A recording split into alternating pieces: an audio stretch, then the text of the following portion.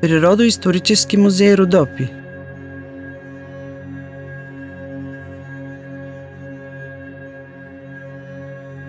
Паранести Драма е седалището на Природоисторическия музей, където посетителят може да се информира за всички подбрани забележителности в района.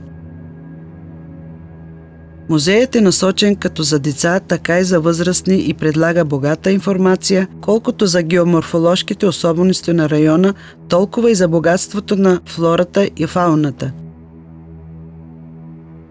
В Природоисторическия музей могат да се видят препарирани животни, като мечки, вълци, глигани и да се получи информация за геологията, за скалии в каменелостите в района, за флората и растителността на Родопите. Съоръженията на музея са около 300 квадратни метра и експонатите му са проектирани в съответствие с съвременните музейни тенденции. Особено впечатляващи са триизмерните конструкции на местообитанията на Родопите.